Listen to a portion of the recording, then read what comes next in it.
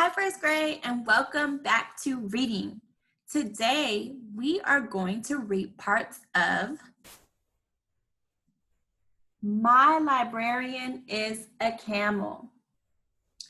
And we are going to explore two more kinds of mobile libraries. While I'm reading, I want you to think about the gist. What is the author saying? What important information is he sharing? Let's get started. The first thing we're going to read about, or the first place we're going to read about, is Papua New Guinea. So let's look at the pictures. Let's look at the title, Papua New Guinea, and let's figure out what important information the author is sharing. Are you ready? In Papua New Guinea, no roads lead to the remote jungle hamlets or to the schools that serve them. Volunteers from Hope Worldwide, a nonprofit charitable organization based in Philadelphia, are committed to bringing books to people in this area of Papua New Guinea. They begin their journey in a 4x4 truck on a road cut into the steep hillside. After a long, bumpy ride, they eventually come to a village called Magi Agi, which means up and down road, a perfect description for the surrounding landscape.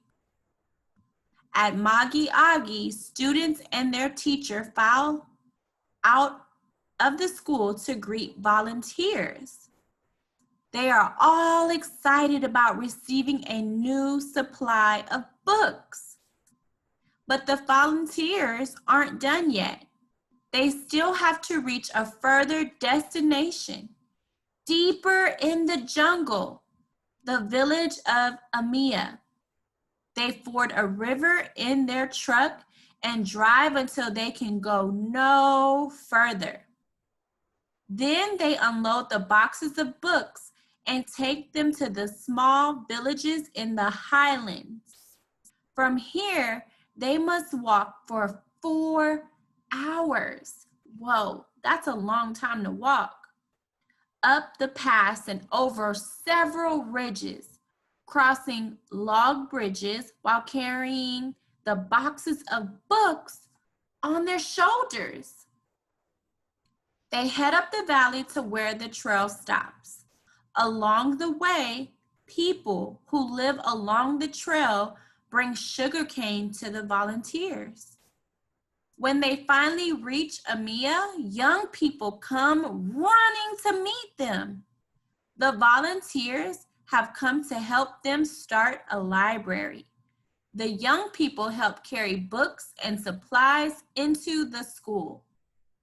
The volunteers have brought over 100 books on their backs. And books are not the only thing they deliver. They also bring desperately needed medicines, such as antibiotics and aspirin. The people of Amia gratefully read their books and look forward to the next supply. Look at all of their faces. Don't they look so happy? All right, I want you to save what important information you think the author is saying as we read the next page. The next page we're reading about today is Zimbabwe. I want you to turn on your listening ears as Miss Raina reads this passage. Remember, we're thinking about what important things the author wants us to know about Zimbabwe now.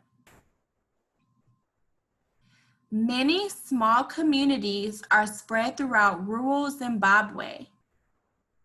Bulawayo is a city within Bulawayo province in western Zimbabwe between North and South Matabeleland provinces. Outside of Bulawayo, there are few paved roads. People travel either on foot or by a donkey cart along the sandy trails. And donkey carts carry library books as well. Rachel, a library volunteer, worked in Bulawayo. Once a week, she would load boxes of books onto a small wooden cart drawn by a donkey. The Nike Donkey Mobile Library Cart. The Rural Libraries and Resources Development Program is hoping to nurture reading skills among the young people of rural Zimbabwe.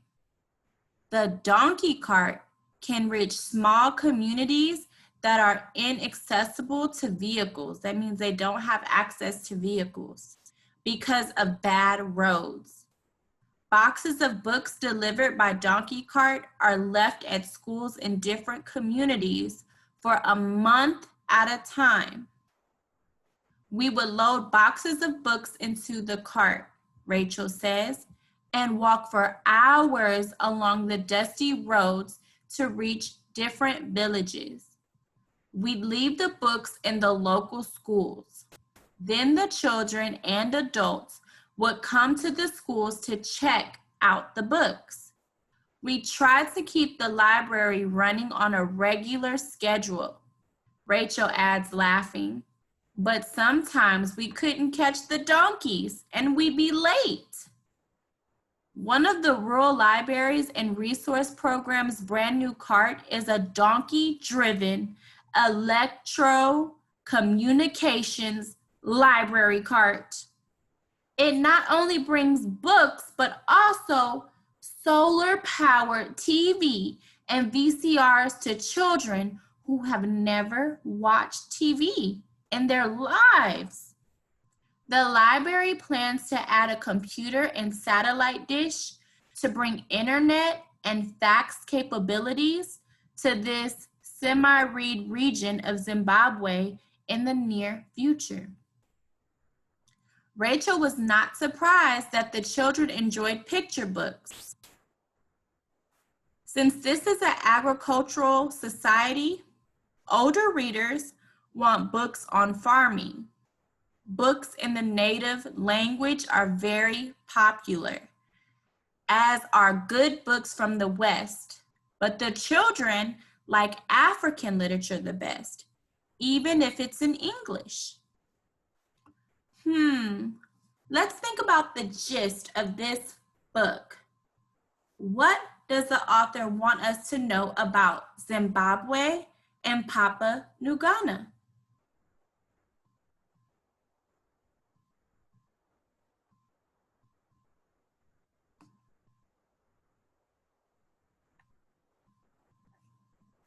Well, let's go back to pages 24 and 25.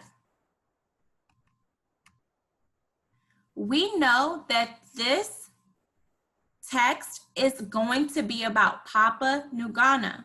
We see it in the title, and this whole section we read about Papua New Guinea and the way that their people receive their books.